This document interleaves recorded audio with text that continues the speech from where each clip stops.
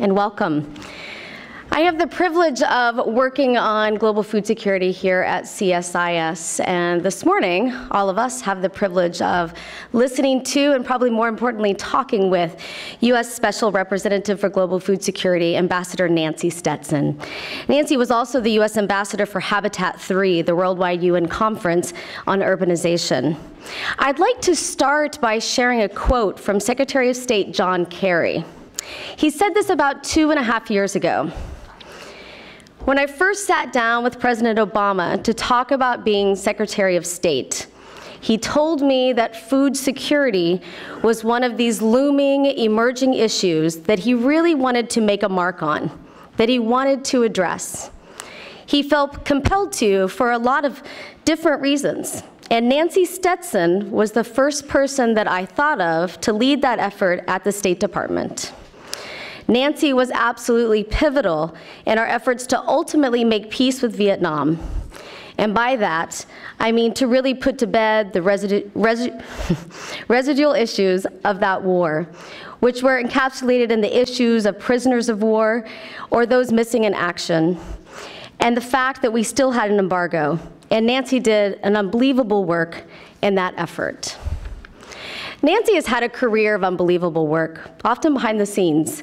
She's been a public servant for decades, working to improve the lives of those less fortunate. When working on Capitol Hill, Ambassador Stetson helped spearhead bipartisan legislation to spur and sustain the President's Emergency Plan for AIDS Relief, or PEPFAR. You know, as we look back, I can't help but remember the role of President George W. Bush. You know, he made a lasting impression in terms of international development, particularly for his leadership in PEPFAR. And at the end of his administration, President Bush turned his attention to agricultural development and food security in Africa. And as I'm sure Ambassador Stetson will address in her remarks, we have seen unparalleled attention and remarkable progress on global food security under President Obama's leadership.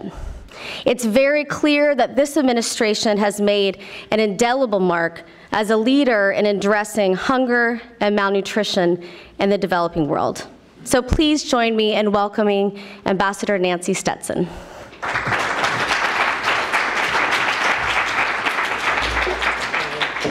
Thank you, Kimberly.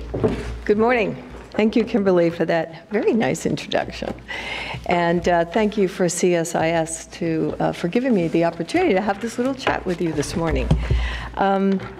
You know, as Kimberly said, this administration has made great strides in addressing hunger and malnutrition around the world. And I am very proud to have served in this administration, to have worked for President Obama and Secretary Kerry, whom, as she said, I've worked for a very long time.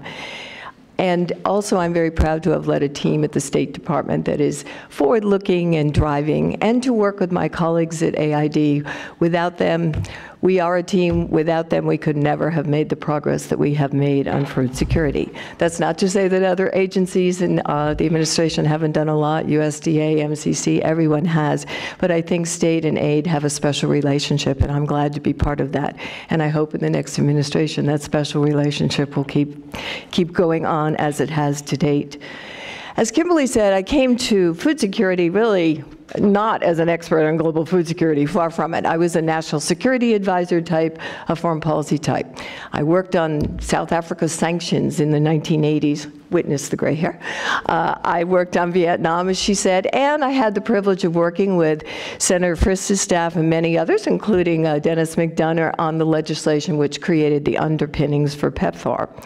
Interestingly enough, in those many decades I was sitting on Capitol Hill and even in the private sector working on various issues, food security wasn't at the forefront for those of us in the national security world. It really wasn't. So when I came into this job at the State Department, I had a lot of learning to do, a lot of reading to do, but I also came in as someone who could take a look at the whole picture and ask herself, you know, what do I need to know? What are we doing? Should we do something different? And most importantly, what are the issues or trends that are going to impact us over the next 10 or 15 years that we have to address? Trends that maybe we haven't looked at yet, but we really need to if we're going to achieve our goals. And I found as I looked around, there were four, I think I'm going to call them assumptions, that seem to drive our work and our thinking. And while they are, make a lot of sense, I think that as we go forward, we need to think about them a little bit harder and perhaps to tweak them a little bit in terms of our thinking. The first one is really the sort of the idea that food security is a development issue only. Now, all of us know intellectually that's not really the case. And yet, it seems to be sort of the fundamental underpinnings of how we think and work about it. And I say that because, and this is especially true in the State Department. When I first came to the department, I went around, I did all the meet and greets, and all the meet and greets were with all the other assistant secretaries and special reps who did anything that touched upon food security. And some of these people I knew for years, some of them I didn't, but was almost every one of them said to me, "That's great, Nancy, you're working on food security. I'm so glad we're going to do that. Go over to AID." And I said, yeah, well, AID does tremendous work on food security, but I'm here in the State Department, you're here in the State Department, and we need to think about food security in the State Department. And indeed, that was the mandate to me from Secretary Kerry personally. I want the State Department to be more ramped up. I want to do initiatives that will complement Feed the Future. I want to drive this issue through the department as well to meet President Obama's goal, which is having a very robust whole-of-government effort on food security. Obviously, food security is a development issue. Nobody questions that. Obviously, agricultural development and helping smallholder farmers is critical to success in the food security world. And so USDA and other agricultural ministries around the world are focused on it. But it's more. It's linked to economics. It's linked to trade. It's linked to climate change. It's critical, both the environment, both what we do in the food security, what we do when we grow products, and what we don't do have an impact on the environment. It's a humanitarian issue. And guys, it's a national security issue. And some people want to resist that, but it really is. Food security, food insecurity can be a driver of instability. It can be a byproduct of instability and conflict. We've seen that in any number of places. And yet, I think we tend to play it down or ignore it, much to our peril, I think, in many situations. The second sort of assumption was that hunger is primarily a rural problem. No question. There are hungry, poor people in rural areas, particularly in Africa. I've seen them. I've been there. You've seen them. You've been there. But demographics are changing. People are on the move. People from farms are beginning to move back and forth to secondary cities. And people are on the move in general. Urbanization is an important trend. The world is urbanizing faster today than it has in the past. By 2050, 2/3 of the world's population is going to live in cities. And in Africa alone, urban populations are growing twice as fast as rural populations. Cities will add nearly 1 billion people over the next 35 years. And in many cases where that urbanization is happening are in the very countries that are still very food insecure now, despite all our efforts and the global community's efforts. In Asia, more people are already living in urban areas than in rural areas. And when we think about urbanization, what do we think about? We think, economic growth, rise of a middle class, jobs and income. And that's true, but it's not true across the board. It's not true for everyone. We have 1 billion people who live in slums around the world. Those people are hungry. They don't have jobs. They don't have incomes. And the truth is, if you're in an urban area, and you don't have an income, you are hungry. So part of the challenge in food security is going to be dealing with how do we make investments along the agricultural food chain that will also bring incomes to people in urban areas and in peri-urban areas.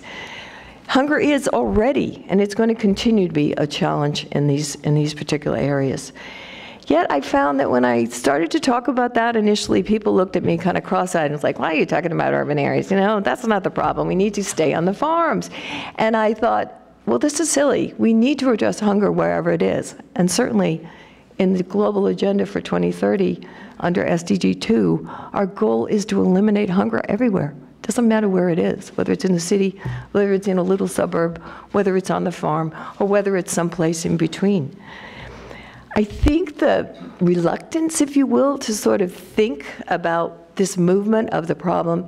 It's not that people don't really know that people are hungry in cities, but I think just as there was with respect to HIV/AIDS and PEPFAR and vaccines and treatment money and so forth, I think there's a fear that if we expand our scope, then we're also going to be threatening the resources that we already put into the food security, sort of the rural smallholder, farmer, fisherman world.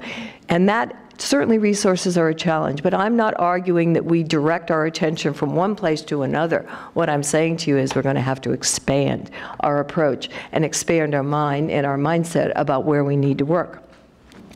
Interestingly enough, especially as I started working on the habitat negotiations and the urban issues for the department, I realized also that just as people in the global food security community might be a little bit antsy about talking about urban areas and hunger in urban areas, people in the that do urban issues never think of hunger. They never think of food. They really talk mostly about, they talk about services, they talk about electricity, they talk about water, they talk about sanitation, but nobody was talking about food. Nobody was talking about building markets. Nobody was talking about, how do we ensure food supplies and how do we ensure that the food that people have access to is nutritious food. So one of my objectives, and frankly, the main reason why I agreed to lead our delegation to this Habitat 3 negotiation was to be able to drive the message that food security needed to be included in everything we do in urban areas. And that also includes climate, because there's a lot of focus on the impact of climate on cities. But climate and food, they're attached, they're related, we all know it. And we need to expand our mind. They in the urban community need to think broader, and so do we. I think the mindsets are changing. I think that, we are looking. I know AID has done a series of roundtables and is looking more at the trends, urbanization being one of them, that will impact our efforts in food security down the road. I want to take a little credit for pushing them down that way, but I think that it is something that we're all beginning to recognize that we need to look at. As Earth Cousins has said, if we're truly serious about achieving SDG 2, then geography really shouldn't matter. And that's not only geography from country to country, but it's also geography within any given country where there is food insecurity. The third sort of assumption or notion that's floating around out there, I think, is that, well, we have data. We have lots of data. All kinds of different entities put out data. The World Bank puts out data. IFPRI puts out great data, all of which is true. But the fact of the matter is, data isn't as good as we think it is. Again, when I first came into the office, I said to the staff, can we get a map where we have, that shows food insecurity, the impact of climate, where poverty is residing, and where conflict overlays this, sort of a heat map, if you will, of all these pieces? And they looked at me and they said, a heat map, huh? Okay, well, we can maybe get one made that shows all the countries. I said, well, can we get one made that shows inside these various countries? Can we see what's going on? If take Nigeria or take the Congo or take Yemen or whatever, can we see inside? And they said, well, no, not really. I said, well, why not? And they said, because the data's not really there. And I said, what do you mean the data's not really there? And they said, well, some of the data is outdated, some of it's non-specific, some of it is, for example, if you do baskets, if you do a market basket, in different places, you go out and you do a survey, they go to maybe one place or two places in a huge country. What does that tell you about someone's ability to purchase food? It doesn't tell you as much as you need to know. Our resources, the investments we make in food security, cost a lot of money, as we know, and resources are precious. ODA is, we struggle to have enough overseas development assistance for all the things that we want to achieve. So we need better data so we can make better, more informed investments. We need data that's newer. We need data that's disaggregated. We need data that also not only looks at where we grow crops and food insecurity, but it also looks at malnutrition, because they are definitely connected. And that brings me to number 4, nutrition. Where's nutrition in the picture? It is my sense that the nutrition community is doing great work and the food security is doing great work, and they are aligned, but it seems a little bit uneasy at times. Sort of nutrition is somewhat involved in the food security dialogue and somewhat uninvolved in the food security dialogue. And I think partly it's because nutrition, it's partly because of the way we do money, the way we appropriate money here, because money for nutrition investments come through one stream, or money for food security investments come through another stream in terms of our own appropriations. But I think we have to remember that it's not just a question of access to food or having more food, but it's a question of having nutritious food. And I think there is a challenge before us in sort of bringing our colleagues together in the nutrition and the food security community so we're both champions for both. Now, don't misunderstand me. I'm not saying that anyone sitting here or watching or any of us who work in this don't think nutrition is important if we're in the global food security community. And I'm not saying that the nutrition community doesn't think the food security is important. I just think that the alliance can be tighter because I think that when we think about investments, we actually need to work in a more integrated way to say, you know, how do we make investments that maybe benefit more than just growing more food, but growing better food? Do we need more investments in, you know, improving our seeds? What is it we need to do? Do we need more investments in supplements? Whatever those are, I think that we need to think more broadly and include nutrition in our thinking about investments. So that's what I saw when I came. And I've seen it, I think it's shifted a bit over the last few years, but that was sort of my initial impression of where the mindsets were in the global food security community.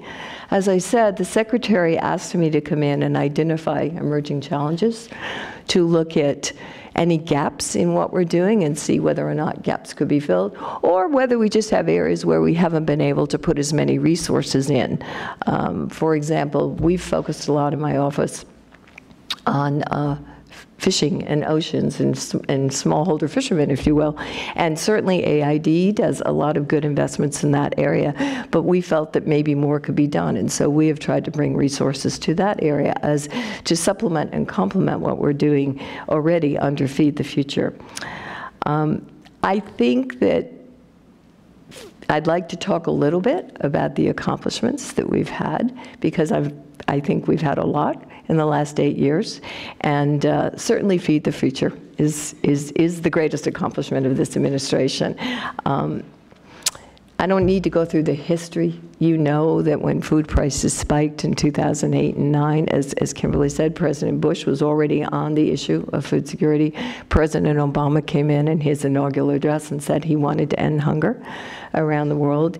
And at the 2009 G8 summit, the United States committed $3.5 billion per year for food security, and thanks to, I think, President Obama's pushing, along with others, we generated and leveraged that into something like $22 billion to be attributed to food security over the next several years.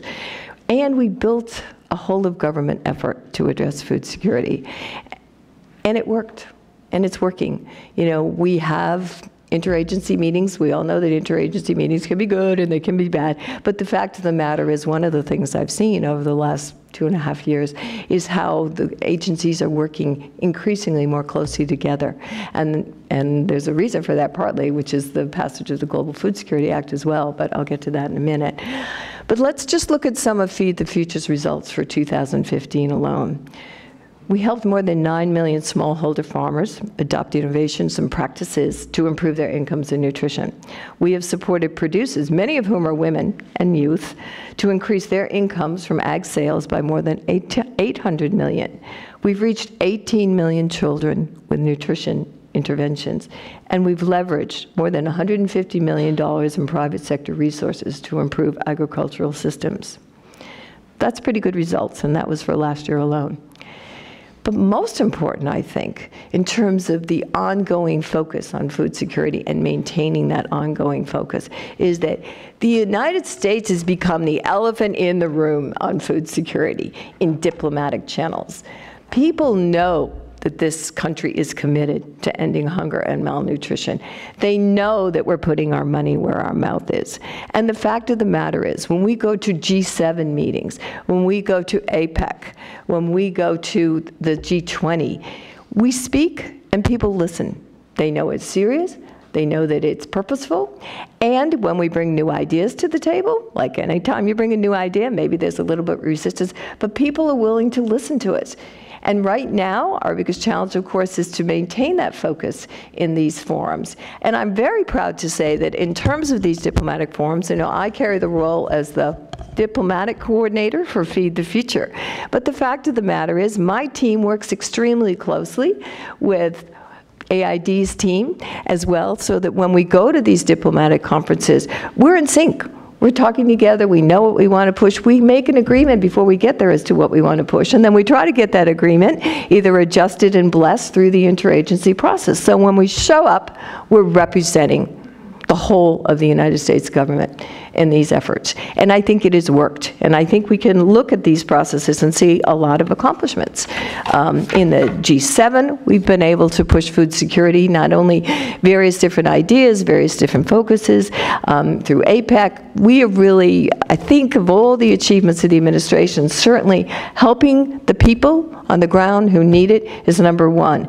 But the second most important one is being seen as credible so that we can keep doing this as we go forward. And that's what the challenge is for everyone who remains here when the next administration comes, and it's a challenge for the next administration if they're serious about this issue, to pick up where we left off and keep pushing and keep moving.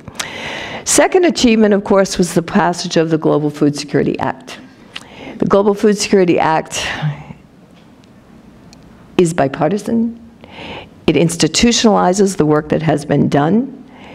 It ensures that smallholders and others that are suffering from food insecurity are going to be helped as we go down the road. It signals bipartisan support for this issue, and indeed, it has been bipartisan from the beginning, and that's critically important to success. And one of the requirements in the Act, of course, was to create a strategy. And I think the strategy was, the process of creating the strategy, not always easy, but very successful, very successful. It brought all the agencies together. The teams noodled around in their heads and on paper about every single thing you could think of in terms of what we are doing, what things we'll have to address down the road. It keeps the emphasis on the smallholder farmer and on ag development, but it doesn't cut it there. It looks forward to investments in these other areas, and it embraces some of the changes in the notions that I was talking about at the beginning, that indeed we're going to have to look at this as a national security issue, that indeed urbanization is going to be affecting what we do in the food security world down the road. So I think the strategy itself is also a great success, and now the challenge, of course, is to implement it effectively. I think a third major accomplishment of this administration, and I will say of Secretary Kerry too, who's been beating the banner on this, is the integration of climate change and environmental issues into our food security work across all of the agencies. When I first came here in 2014, it became pretty apparent to me that we needed to link food security and climate, especially in the Department of State, because we had been integrating the climate issue per the President's request into the State Department's work, but nobody had connected it to food. So connecting it to food was obviously necessary because the weather affects what you can grow or not grow, but it was also necessary for beginning to drive food security into the diplomatic dialogue. Thus far, most of the discussions globally, as far as I can tell about food security, reside among development ministries and in agricultural ministries. But the fact of the matter is, if we're going to meet the challenge of ending hunger and malnutrition by 2030, these discussions have to happen in foreign ministries as well. Foreign ministers, where necessary, have to be just as prepared to talk about food security as they are to talk about climate. And that's only going to happen if we do it day in and day out in our own foreign ministry, in the State Department, and that we continue to ask our other colleagues who deal with other countries to also build it into their dialogue, no matter what ministry they sit in. So just as it's an intergovernmental effort here in the United States, it kind of needs to be an intergovernmental effort in other countries as well. Recipient and donor, without question, in my view. Finally, I'd like to just talk a little bit about the accomplishments of my office, because I am very proud of my team and what we've been able to do in a short period of time. And as I said, one of our first priorities was climate-smart agriculture.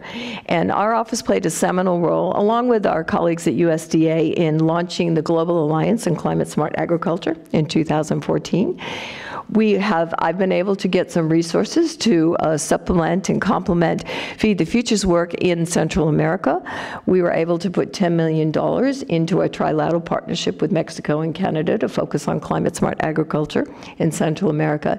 And the best thing about us putting $10 million in is that the Canadians put in $10 million, and the Mexicans have also made a commitment to put in resources. So our 10 has bought at least 10 more, and hopefully more than that, all dedicated to dealing with a very difficult area close to home, and in where food insecurity and economic needs were part of the reasons which drove people to send their kids across the border.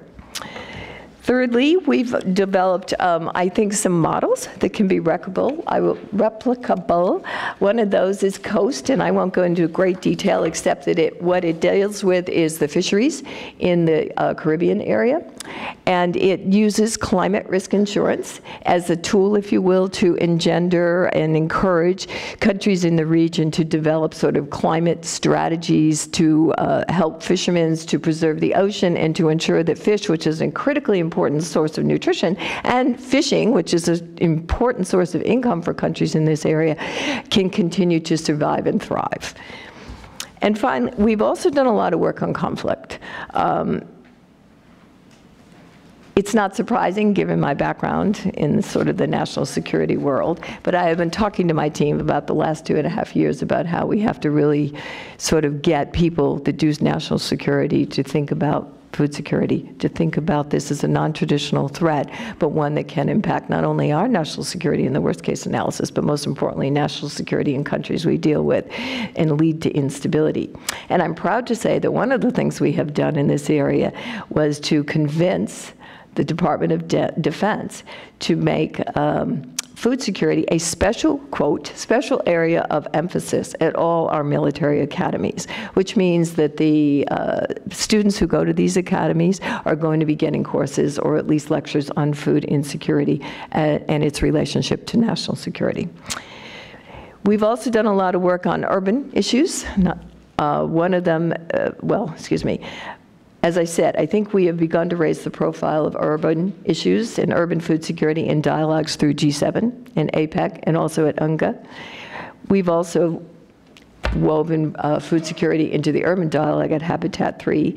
And my office is working with C40, which is a group of 80+ global cities, to encourage mayors who are really can-do people, and they want to find solutions to address food issues, food security issues, and investments along the agricultural food chain in their city areas. And finally, we tried to begin to fill some of the gap on data. We've done a number of data initiatives or investments, but I'll just mention one, which is Project 8, which is a digital platform that we have been supporting, that they are going to be bringing in all kinds of data on food security. And it's, once the data is in, the way the platform is developed is that people can actually sort of converse, if you will, across the platform, asking each other for more data, criticizing data if they don't think it's accurate. So it's a way to refine the data as well as to collect the data. And if Project 8's platform is successful in food security, there's a chance that it may become one of the main platforms for all the data for the SDGs accountability process. So we're very, very proud to have found Project 8 and be able to do a partnership with them. So that's where I started. That's what we've done. So where do we go? I think that first we have to remember we're no longer in the MDG world. We're in the SDG world. We're no longer challenged just to cut in half the number of people that are hungry. We're now committed to ending hunger.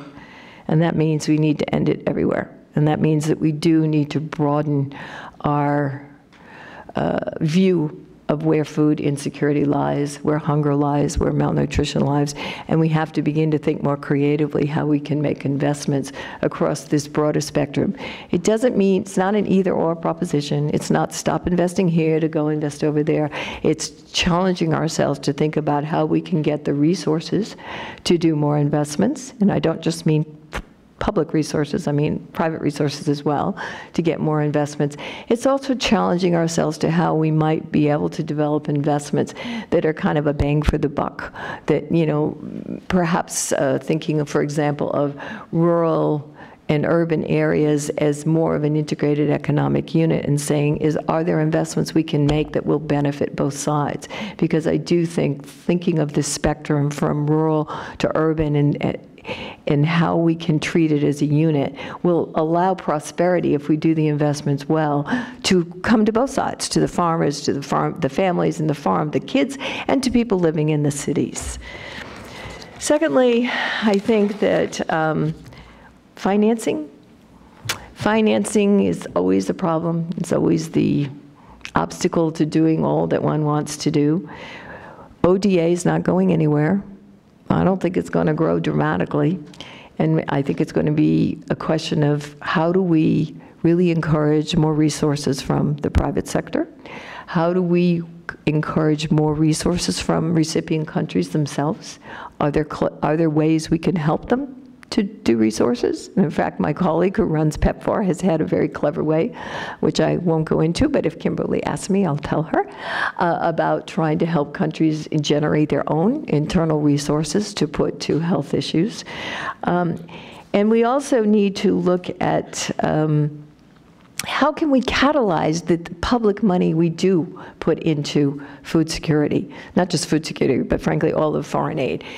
I personally think, I mean, one of the things we've tried to do in the money that I've been able to raise and invest in initiatives was to see if we could catalyze it by putting it through international banks, putting it through platforms that would leverage the buck. So if we've put in one, we get 2 or 3. Can we put them in endowments? Can we put them into you know, trust funds that will grow and that will be open to others to put resources in? Because as great as doing grant programs and as great as on-the-ground programmatic work that we pay for on a day-to-day basis is, it doesn't raise more money, and we're going to need more money to meet this expanded challenge of ending hunger and malnutrition around the world. Thirdly, it is a national security issue.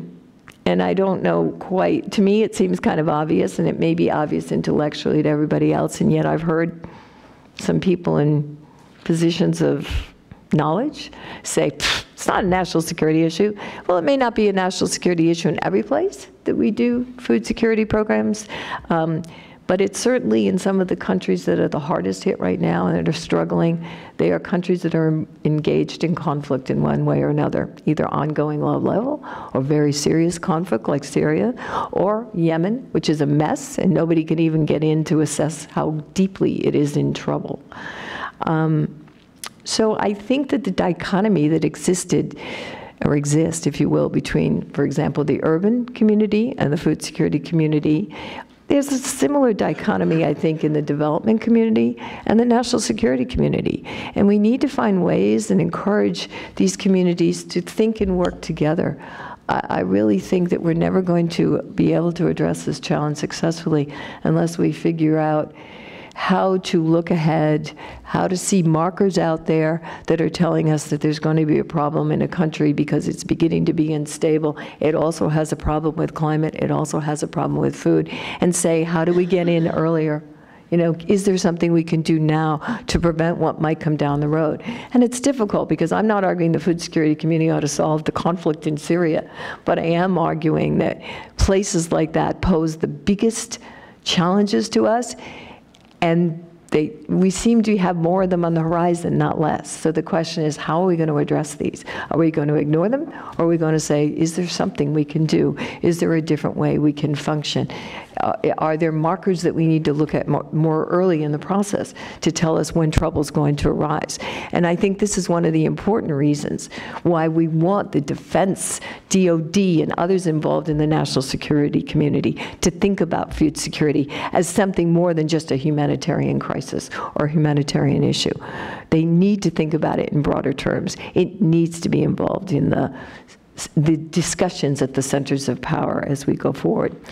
And finally, as Kimberly began the discussion, food security is a bipartisan issue, and we want to keep it there. And I don't really have any doubt that that's going to fall off. I think that the passage of the Global Food Security Act was so robust and so bipartisan.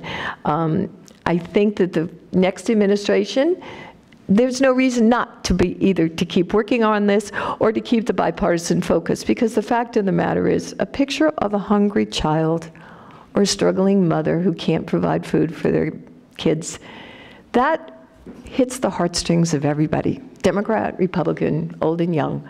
This is inherently bipartisan, and it needs to stay that way, and I think it will. But I think our challenge is to remind people up on the Hill that it has to be a priority as we go forward, and to remind the next administration. And that's not my job, but that's your job. So thank you.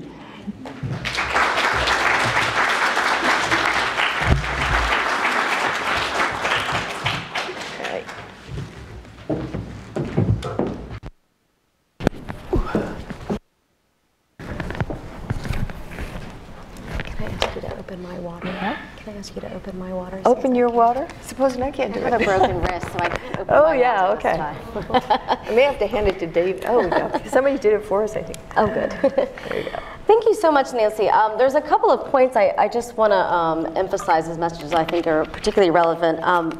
One was the first one, when you talk about how it's much more than a development issue, which we talk about too, you know, and then you brought that back again to talk about the national security connection, but how it's about economics and trade and climate change and a humanitarian issue. And I think one of the first questions I want to ask you is specific to, I mean, your time on the Hill, and we're in a, you know, an interesting political climate right now. We have so many new congressional members, and even though we do have this fortunate bipartisan swell of support and that helped the Global Food Security Act pass, I'm still curious, you know, what do you think are the best arguments for those of us that have to continue to work on this and work with new members, or even the already champions of change that are on the Hill? What are the messages that you think that can work for congressmen who have to go back to their constituents and say, why is it important for the U.S. to be a leader and give money elsewhere? Okay. And how does that really support our national interest? Right. Well, I think it's multifold, really. I mean, I think the first issue, I mean, the first argument you need to make up there, everybody makes it, you make it now, but you need to continue to make it, and that is that this is a human issue. You know, this is about people starving.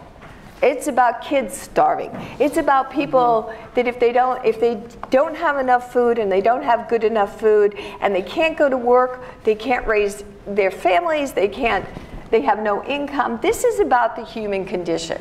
And honestly, Democrat or Republican up there, the human condition resonates, and you have to keep talking about it. But honestly, you know, a lot of other groups, you know, the guys who do health issues and do this and that, they all come in and say it's the human condition too. So I think that you know, I'm not going to be naive here and say, oh, that's just going to get everybody over the top. They're all going to agree with you, of course. But then the question is, we have scarce resources. How do we, you know, how do we parcel out the pie? But I think that where I would go after the human resources issue is what is really sort of toward the national security issue. And it's very interesting in terms of the Global Food Security Act, because, you know, I was on the Hill for a long time, and I've heard a lot of people try to say, oh, you know, these are national security issues, and some people say, yeah, everybody says that because they think that's like the lever that's going to get them what they want. But the fact of the matter is, tell them the story of Syria. Syria sort of says it all in a lot of ways. You know, under Assad's father, the agriculture production system was quite organized and really quite controlled by the government. But I mean, it was a big, very effective, efficient agriculture production system. But then there were problems with the climate. They had bad harvests. People started to go on the move. And as people started on the move, they weren't raising as much, and you started to have the potential for sources of instability. Now, obviously, a lot is going on in Syria besides people not being able to grow food and being on the move. But when people get on the move, and particularly when they get on the move to more urban areas, which can often be sort of a hotbed of discontent in places like that, you had kind of a recipe, if you will, for the beginning of a problem growing in that country. And of course, you know, the conflict overlays that, groups that can't stand the government for a variety of reasons and so on and so forth. But what I want to say is the situation in Syria is not, when we think of food insecurity in Syria and we look at our responses, we read articles about pockets around Syria where people are starving and where they can't get food and we need to do food drops. And we think of it in a humanitarian way. And that is all true, and we need to get food into those areas. But what we haven't thought about, and what needs to be in the dialogue, and it needs to be in the dialogue on the Hill as they think about places like this, but it also needs to be in the dialogue at the centers of power of our government, is the fact that a seminal element of the conflict in Syria is over who controls the food production system, because the system broke down as the conflict emerged and everybody's trying to control parts of the system. If you control the bread in that country, you control the people. And we know historically food is a weapon of war. And so we have to factor those pieces in to say to our leaders, when you think about how you're going to respond in a situation like this, you have to understand what role food plays in the driving of that conflict. And we also need to understand how we address it in a humanitarian way. But in the next conflict that's around the corner, we have to be looking now and saying to ourselves, is food a problem?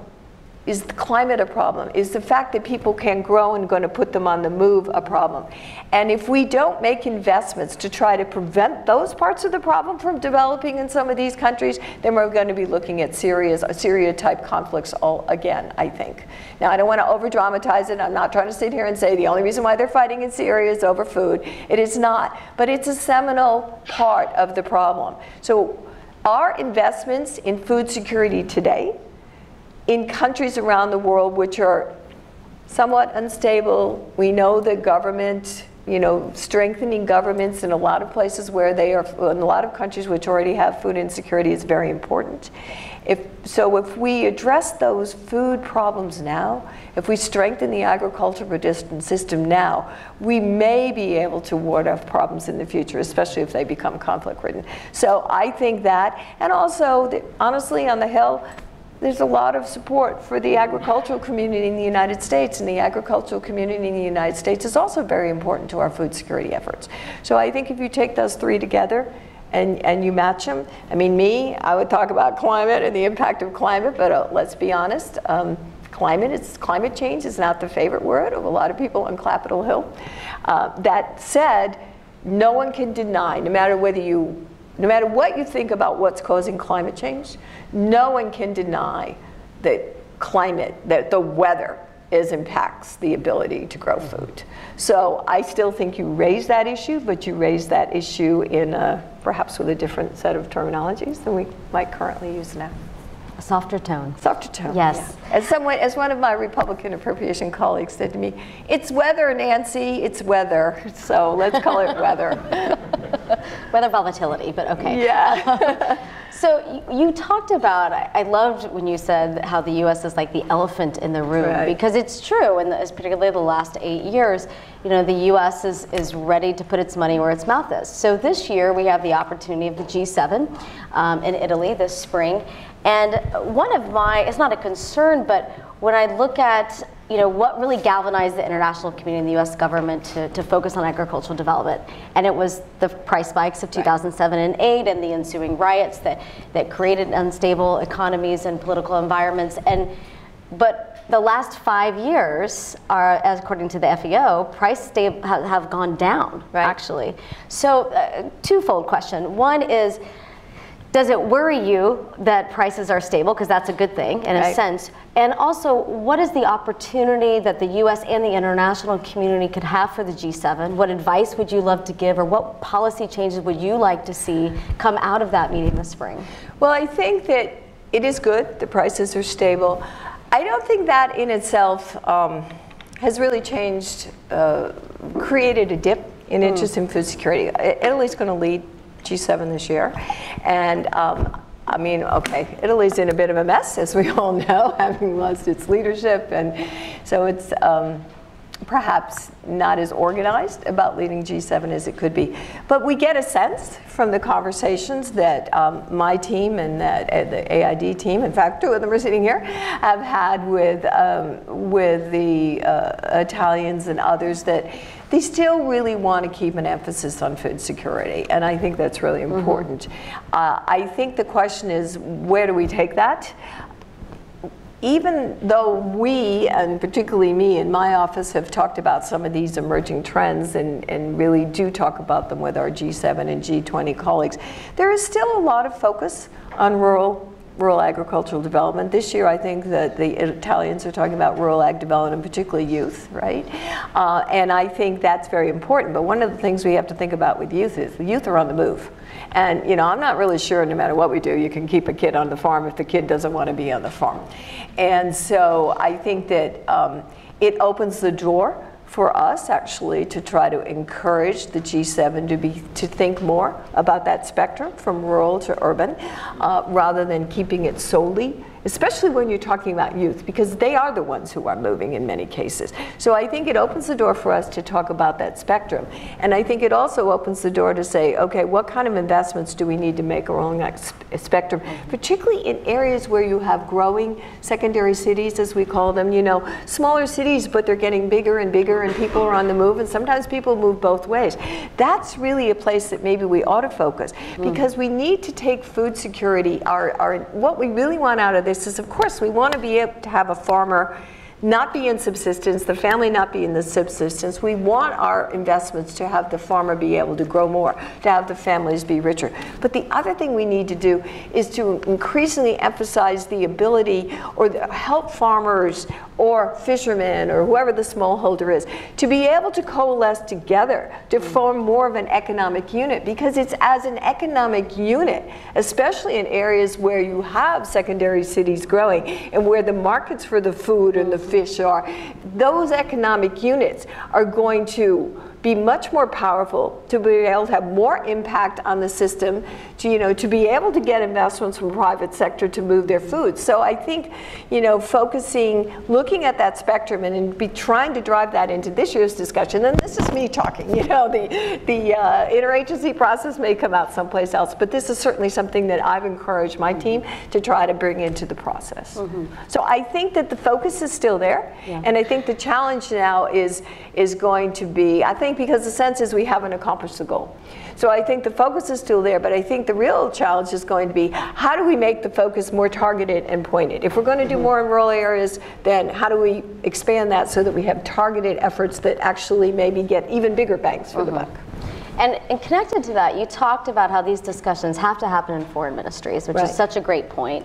And one of the hallmarks, many in this room are, I'm sure, quite familiar with Feed the Future, is that it's a, you know, a country-led development model. So, you know, how do we not only gauge but also engage, you know, domestic leadership on this, and how do we keep them accountable, you know, when they're not stepping up to the plate and doing what's on paper, as well as incentivize them. Perhaps. Well, I think the country-led model, which grew out of the Rome principles, I think is great. I mean, I think that is step one in getting the recipient countries to be invested. But I think that the other thing that's good about the way we are approaching this, and certainly something that we need to continue to support, is that those country-led models need to be developed not just with government ministries, but it needs to be developed with civil society as well. Everybody has to be part of that process. And I must say, I was really stunned. You know, I did Africa issues for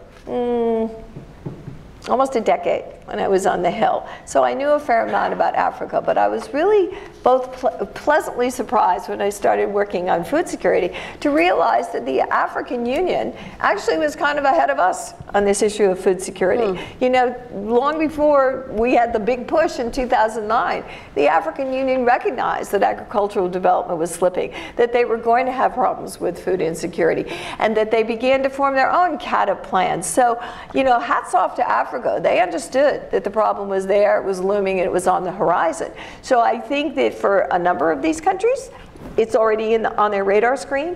And I think that developing country plans is one way to keep them accountable, because when those countries have plans out there and they're publicized, civil society knows about it, business community knows about it, we know about it. The real question is, how do we get them, how do we help them or suggest to them ways that they can bring their own resources to bear? Because I think increasingly, unless somebody's got some magic bullet out there about overseas development assistance that I don't know about, I think they're going to have to increasingly put more of their own investments in. And so then the question is, how do we help them figure out how to do that? Right. I mean, it's one thing to make a pledge of 10% of your budget. It's another thing to meet the pledge of 10% of your budget. Mm-hmm. Yeah, and 10% of your budget just towards agriculture, you said it's such a broad issue. It's a broad issue. It's health, it's economic, it's trade, that it's complicated to even track. It's really hard. But I do think that if we, as a key donor, talk about food security in our various ministries, I think that's also a way to get the recipients to talk about it in their various industries, because they can't avoid it. If the U.S. is sitting there saying to you about food security and you're in some ministry and you never thought you were going to have that discussion, all of a sudden you're thinking about it. I'll give you an example. I've been talking, for example, to finance ministers in the Caribbean about this risk insurance thing, because it's finance ministers who have to buy risk insurance for countries. So now they're thinking about it. Mm-hmm. Well, and so you mentioned, you not only worked on, you worked on the two big interagency development initiatives when you think of PEPFAR and Feed the Future, but in dramatically different ways, different perspectives. So what are some lessons learned between those? What are some things that Feed the Future might be able to learn from PEPFAR and vice versa? Ooh, that's a tough question. Well, they seem to be, let's say, I did PEPFAR from the other side of town, so I did a lot of the drafting of the legislation that became PEPFAR. I didn't have to implement PEPFAR. So maybe it's a bit of apples and oranges from that score. But I can say that when I thought about, having been so attuned to the AIDS epidemic as it was developing, and as I said, having worked on Africa, so it's kind of natural for me to be focused on that. And when I think about that epidemic and the responses and what the global community did there, and when I think about food security, one of the things that has struck me from the beginning is that it seemed like it was easier to get your arms around the AIDS epidemic. And it may be because it's a disease, and you can get data on viral loads. You can get, you know how many people died, you know how many people are infected, you know how many people need treatment. So in and of itself, it seems more manageable in a way. Now, when we tried to create the legislation, and when we created the legislation to address the epidemic, we really tried to make it very broad in terms of requiring a plan from the administration that was that was whole of government plan, and also recognizing that it's not just about treatment, but it's about supporting families in villages and so forth. And then most importantly, we also recognized that we had some other diseases that were very closely linked. TB and malaria not so much, but malaria, frankly, at least when we drafted the bill, was another critically infectious disease that sort of swirls around in the same place. So, but that said, all of those things had markers that you could look at and point to. So trying to determine a response on the AIDS problem seemed to be, to me, a little bit more manageable than in food security. Because food security, I think by definition, is much bigger. Much bigger. And when I came in and they started talking to me, my team started talking to me about all these components of food security, my head was kind of spinning, and I had this image of, and who was doing what and all this stuff, and all I could think of was everybody had a pot of paint with a different color, and they were all throwing it at the wall, and we were all hoping it would come out good. And I think it has in many, many respects. I think that what has been done to address hunger and malnutrition around the world has been very, very successful.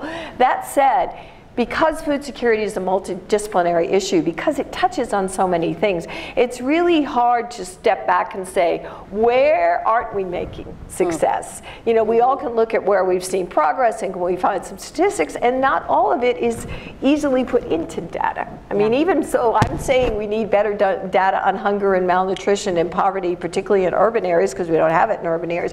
That said, it's not all just about that. How do you factor in trade data?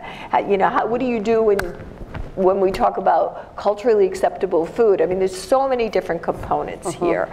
So I don't know, I think I've gone on a riff, but I'm not sure I've answered your question. Well, I think you've reminded us how complex it is. Yeah, you know, it's agricultural really development is complicated. So Right. same thing in messaging, you know, and messaging results. Right. I mean, I think it's very clear that Feed the Future is a success, but Yes. it's hard to figure out very easy, measurable, tangible It is. metrics that make sense to a broad audience. I think so, and I think the tricky part about programs like any of these kinds of programs are you can do the inputs, but how do you define the outputs?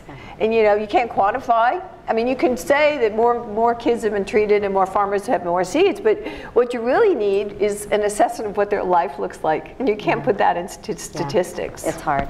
So as you think about, you know, even looking ahead, even if you won't be part of the next transition.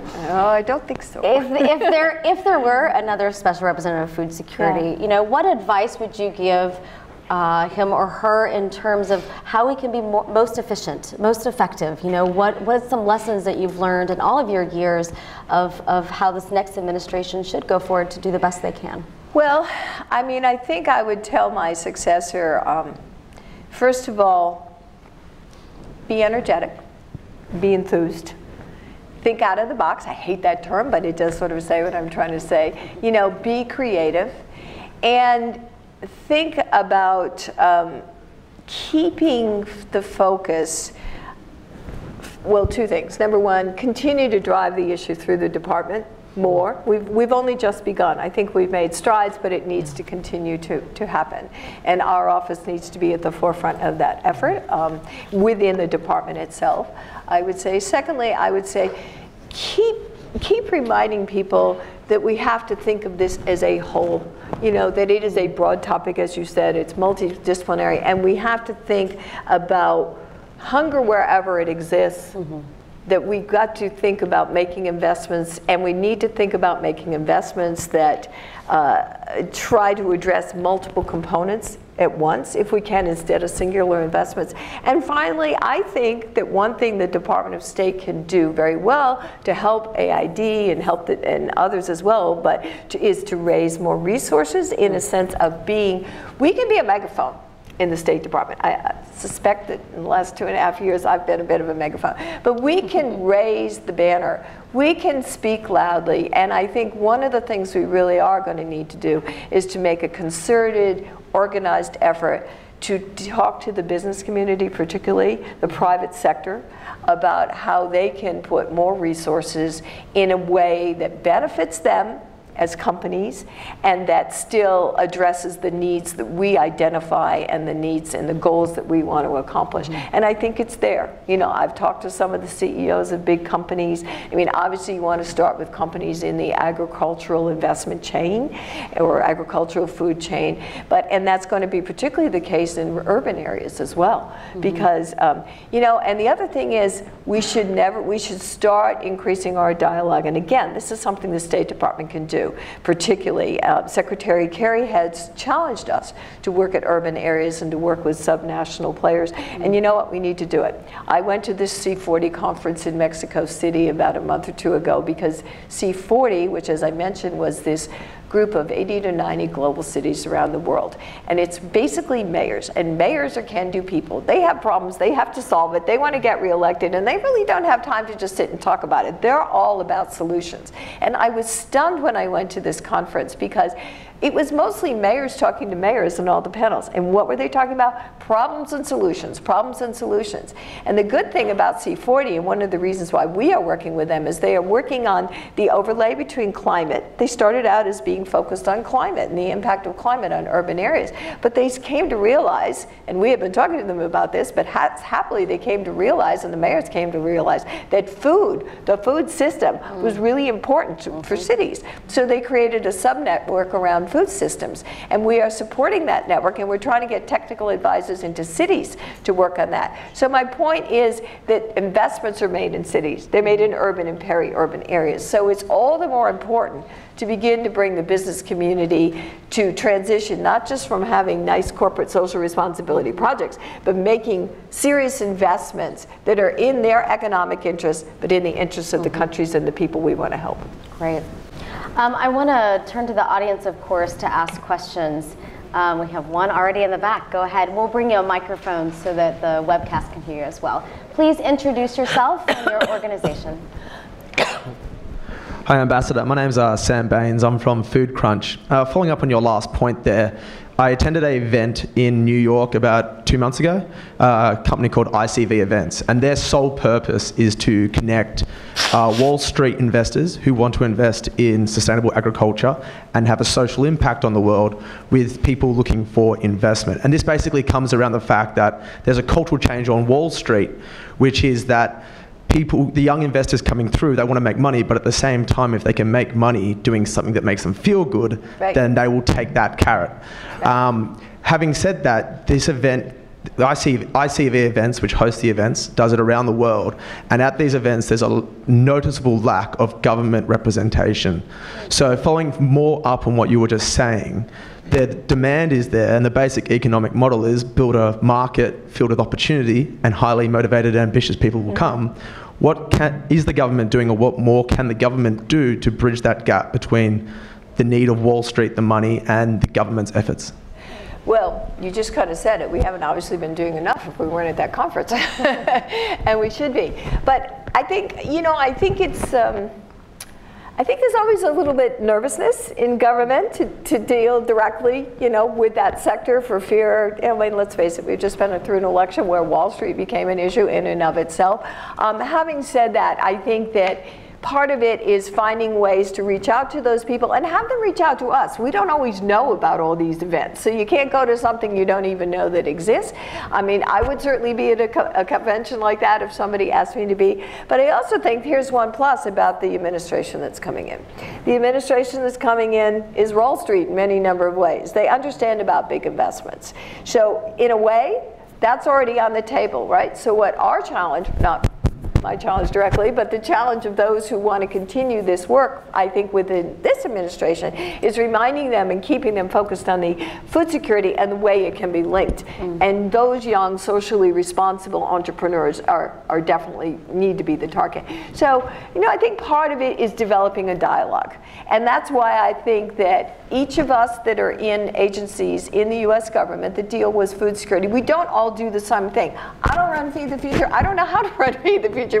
My colleagues at AID run it and run it very well. They know how to do it. But what can I do? What can our office do? Our office can stand up as we can talk to foreign ministries. We can go out there, as I said, and create a platform and create a message and bring a megaphone. And the messaging is critical because I think the messaging hasn't been as broad and comprehensive as it could be. I think the messaging, even though we talk about all the little things we do in this agency or that agency, what we need to find is a message that resonates and that you can carry out there about why it's in your interest to help us to do this. Whether you're the recipient government, well, then it's in your interest to help you to do it, or whether it's the private sector. So I think it's really a question of making the connections, and frankly, sometimes I think we get stuck in our own little offices behind those locked doors and don't reach out enough. And I actually noticed that when I came to the State Department. When I first came into this office, I felt like everybody was just kind of locked behind the door, and I think that's to some extent true in the department, even though people go out and give speeches and whatever. Capitol Hill, for example, is a totally different thing. People are bouncing in and out of your office every 2 minutes, and they're there whether they have an appointment or not. Well, of course, because of security, you can't do that in the State Department and a lot of these agencies. But in a way, it's a shame. Because sometimes when people kind of walk down the corridors, you bump into somebody who knows somebody, you learn something you didn't know. Now you have to learn it by appointment, and that's kind of a problem in my perspective. Let's get a question from Julie right over here. Great. Hi. Yeah, Julie Howard, Michigan State University, former USAID Bureau for Food Security. Nancy, thank you so much for your work and for the work of your office. I wanted to say I know firsthand the role that you and Jonathan Schreier, your predecessor, have played in really elevating the prominence of food security on the national agenda, in the international agenda. I wanted to ask you to unpack a little bit more what you were saying about this is a national security issue. There needs to be a greater tie with defense. And I think, having seen here in the U.S., having seen in the state, in the embassies abroad, the incredible influence of state and your ambassadors in elevating the issue of global food security, not only in global circles, but in to the ministries of finance. Right. Without state, that was not possible. I mean, in all of my career, we labored to get beyond the confines of Ministry of Agriculture. Now that's possible. So I want to ask you to comment a little bit more about, well, what do we need to elevate this as a national security issue beyond the rhetoric? What does that mean? It means, yes, certainly it means training in the military academies, but how do we drive this as an issue in state, but also drive as an issue in defense without scaring us, I think, about what that could mean. Thank you. Yeah, well, it's not easy. I mean, really it isn't. I mean, I think in the State Department, part of it is just procedures sometimes in the department. I mean, I'll give you an example. I was talking to the secretary, this is quite some time ago, about Syria. And I said, has food security come up in a lot of those dialogues that you've been to on Syria? And he said, well, yeah. And I said, well, but how? I mean, what? Was it considered to be a humanitarian issue, food drops? He said, well, yeah. I said, that's it? And he said, yeah, why? And I said, because it's bigger. And so I was starting to talk to him about the dimensions of the problem in Syria and some of the things that I had been briefed on and this and that and the other. He said, oh, really? Well, that doesn't really come out. And so whose fault is that? That the Secretary of State didn't really know that? In a way, it's my fault, because I'm trying to get it up the ladder. Now, I happen to have a relationship with the Secretary of State, so it might have been easier for me to have that conversation with him. That said, the way even our bureaucracy is structured, getting information and having to have so many clearances on so many information and everything, it's really hard to get critical stuff sometimes on issues like this, which aren't quite they're not in a box, Food security cuts across so many different issues. Even our office is under the Secretary of State. So we're not a bureau. Things go up through the bureau chain. Yes, we get to clear, but 1,000 people gets to clear on everything. So, I mean, this sounds really petty and pedantic, and I'm not trying to not answer your question. But I found, if you're talking about observations, sometimes it's really hard to get critical information on an issue which is so cross-cutting, where it needs to be in a timely fashion so it can be used. And this is one of them. So I think part of the way to get around that, again, it's more socialization among your colleagues within, in this case, the State Department, to try to make them understand why working on this issue makes sense, not just in humanitarian terms or just in economic terms, but also in terms of trying to address potential causes of instability before they happen. And I think that one of the things that we in state can do is to create our own internal, I've encouraged our office to do this, and we've done this somewhat, but our own kind of internal working group on this, where we begin to do it. Now, I'm not saying there aren't other bureaus. The IO Bureau obviously is focused. There are other bureaus, but it's really not all that easy. In terms of, but I think the other thing is, and I've thought a lot about this, and I don't really have an answer, but I really think there's something to be said for creating, and I'm not one who tends to run to create interagency groups and processes, because there's enough of them already. But I don't know whether it's having in the interagency process some kind of maybe a subgroup that could kind of focus on the national security component, or trying to create a working group. And it shouldn't just be with the government either. I think we need to bring in some of the outside players that see things on the ground early and talk about, obviously the NGOs, particularly that work in conflict areas, can tell us a lot about, or could spur, I think a lot about how we might address this issue in a more substantive way than just, as you say, just the rhetoric. And I was in Nigeria a couple of months ago, and I went up to the Boko Haram area, and it's not so good up there, and food insecurity, and even worse, malnutrition. I saw babies that, they were losing like 4 babies a night at the clinic I went to, and they thought that was a low number from lack of sustenance. And the conflict has driven that food insecurity in every sense of the word, and even areas where the Nigerian military has gotten Boko Haram out, people will never really go back home. They might go to the local village near there, but they'll never go back to their farms because they're terrified to go back. And we had groups on the ground there. They weren't all up, in that province, but we did up in that state. They weren't all up in Borno State, but we did have groups on the ground. And one of the things we need to do is find a way to encourage them to get I know often groups get the information out, but we need to be in a listening mode. We need to hear that stuff, because I think honestly, it's not the theoretical, it's the real world examples of how this is impacting, of the relationship between conflict and food insecurity and malnutrition that are going to drive the efforts rather than just trying to make theoretical arguments. If you go and you see it in Syria, you go and you see it in Nigeria, if you could get into Yemen and you see it, even if you look at Venezuela, it's not in full-blood conflict, but there's certainly instability, and food is also a critical factor there. You see it and you look at it, then it forces you to think about it. And that's how we drive it into these dialogues. And it's a lot of work. It's not easy. I'm going to ask a more explicit question in that same realm. Do you see that there might be more of a direct role for Department of Defense or the Office of Director of National Intelligence in the interagency effort on food security? There should be. I think there should be. I think that, and I think the reason for pulling in particularly the defense community is not just because we want them to think about these threats, and I will say to their credit, they are thinking about it. I mean, there are very components within DoD that are looking at some of these longer term threats.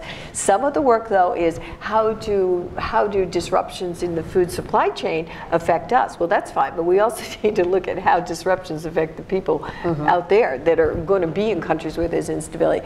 That said though, I think it is beginning to move in the defense community.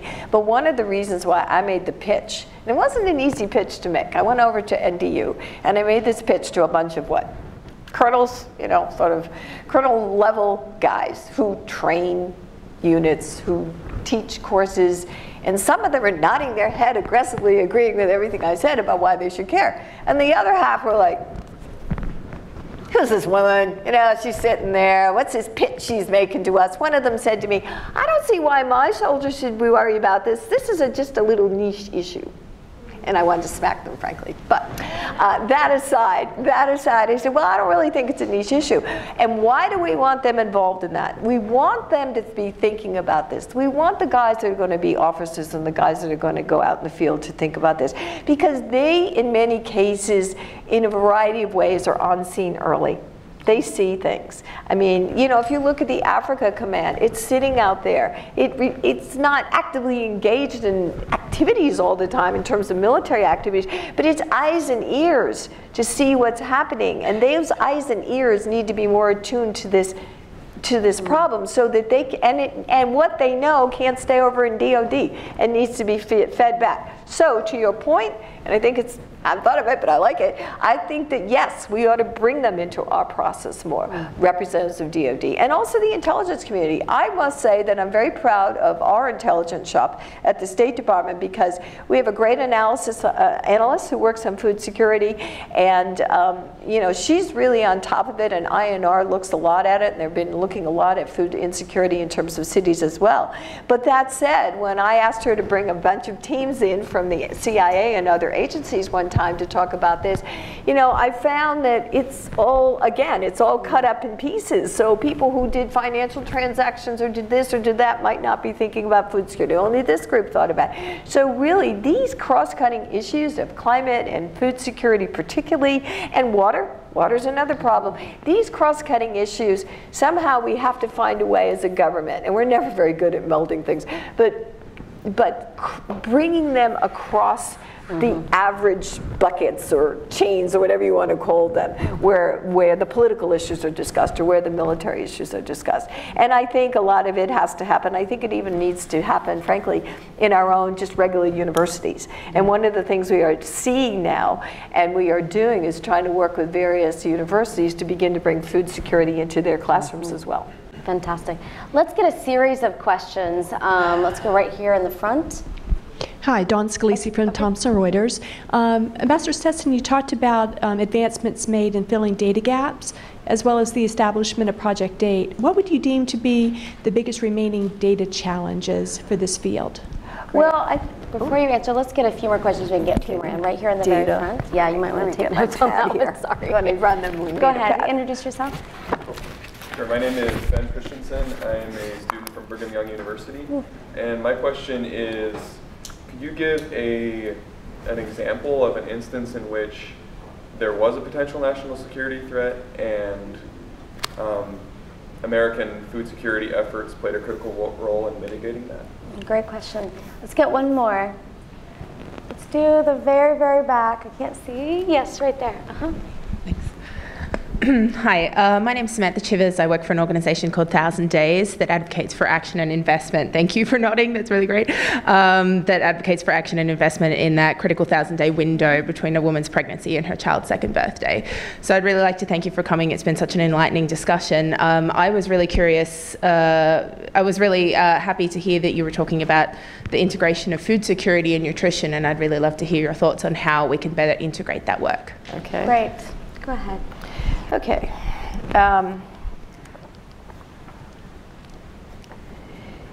Well, I think on the data challenges, I think it's sort of three pieces. I mean, the first one is the recognition that maybe we're working off of old data.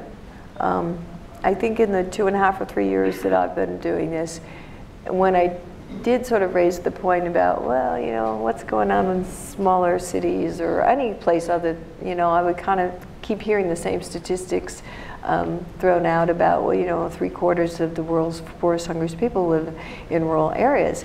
And I'm not doubting that, I'm not disputing that a lot of poor people live in rural areas, but the only question is that statistic goes back to 1970 something. I mean, it's an old statistic, and if it's still valid, great, and we should use it. But we also should ask ourselves, do statistics that we rely on that happen to, you know, that were taken 10, 20, 30 years ago in this fast-moving world, they're really telling us what we want to know. So I think part of it's a mindset about asking ourselves, what don't we know? And what more do we need to know? I think certainly there is a lot of dearth of data about what's going on in peri-urban and urban areas. I mean, and we know, and you know, part of what mobilized me to, apart from my staff, to talk about this too was the intelligence community's assessment of food security, which came out in unclassified form last year, because that assessment points a lot to movement. People are moving. Demographic trends are changing, and that poses all kinds of challenges for food security. Not in terms of even in terms of who's going to be left on the farm to grow, but also you know, higher population rates if people on the move. You know, how is it just agricultural production that's going to allow us to feed 9 million people in 2050, or do we need to, you know, what more do we need to do in food waste management? And you know, we really probably not focused at all enough on that. So I think that, you know, I think that the other kind of data we need too is data that is more granular. I don't think it's granular enough, and so it makes it hard to make investments. And particularly, you know, we invest, I mean, we can't afford to invest all over the world. So if you're going to pick an area, a country, or a part of a country where you invest, you need that granular data. And I don't think it's granular enough at this point. All right. Let's see. What was the other one? Integration of nutrition and, you know, I think that's a tricky question. I think mindset is an overused word by me, but it really is also there. I think that we don't have enough meetings, frankly, between the nutrition community and the global food security people. I think that that we ought to have, it would be nice to sit down and say, look at the investments that are made in nutrition and the investments that are made in food security, and ask ourselves, you know, are they both achieving what we want to achieve in tandem, you know, because they are linked. Obviously, if people are malnourished, then they're not going to be producers, and that's going to affect the individual, the family, and the country, and the economic development of the country.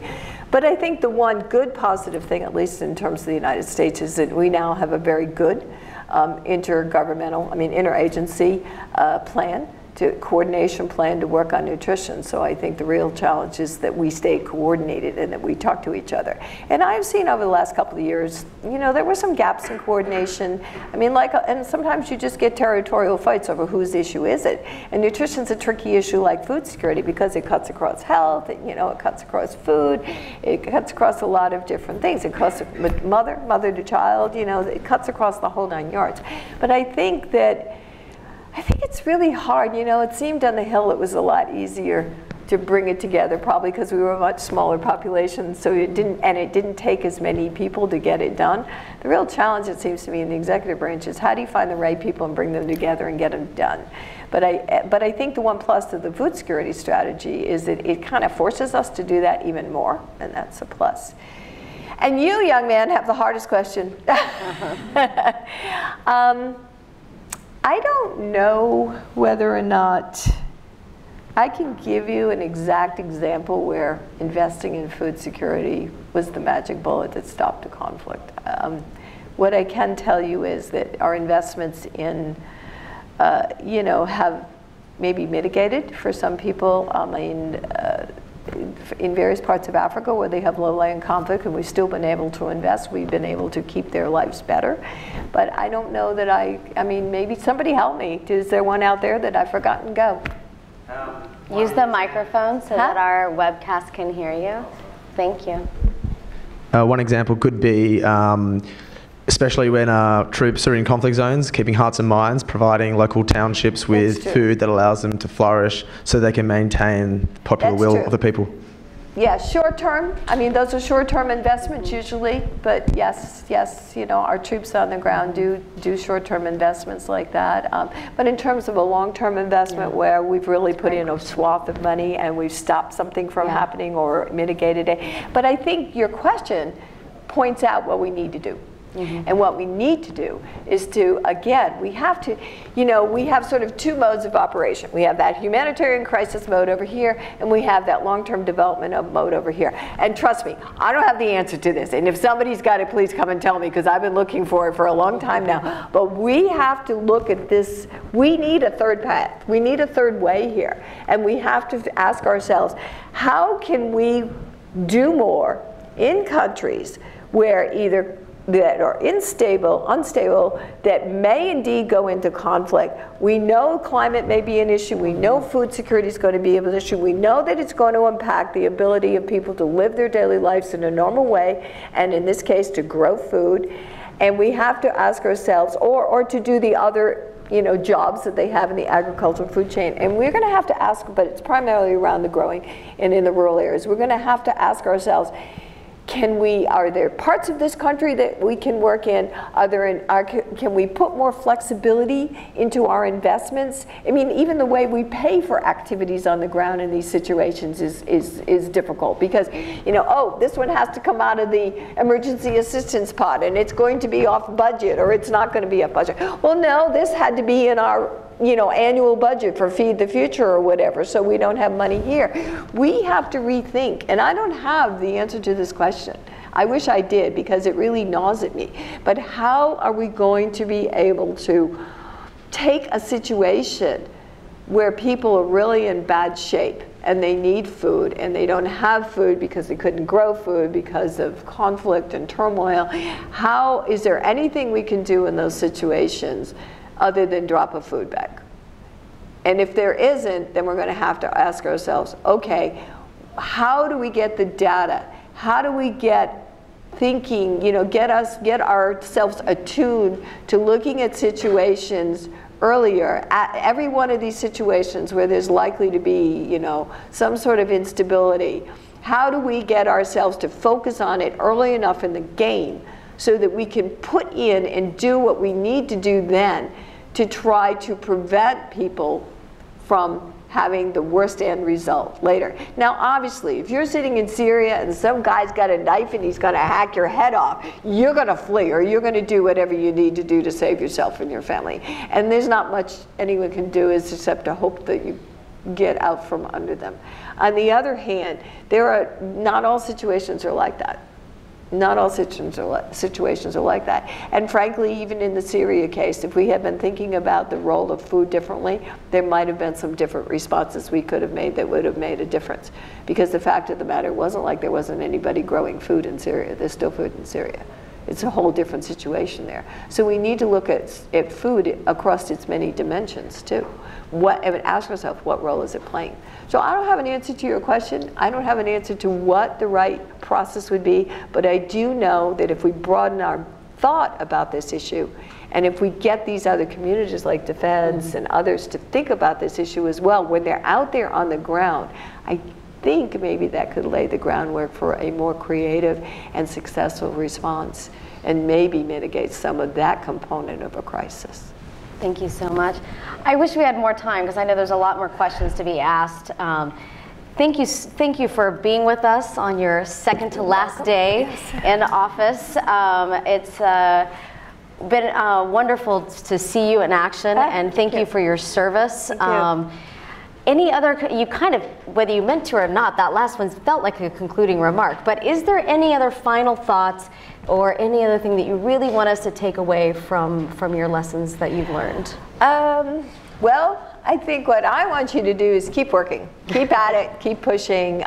You know, I came into this issue, like I said, as a tabula rasa, and I was used to doing a variety of issues, as you can tell, and I thought, oh, I don't know, is this going to keep me interested? Not only did it keep me interested, but now I feel like I'm energized beyond belief. So to the extent that it helped forward the president's effort, then I hope, you know, I'm glad. I really do believe that this administration has really done a fantastic job, and everybody in it, at all levels, have really, really prioritized this and done a fantastic job. I'm proud to be part of that effort. And I really hope that those of you who are still working on this and those of you who remain in government will, you know, keep the flame burning and keep pushing the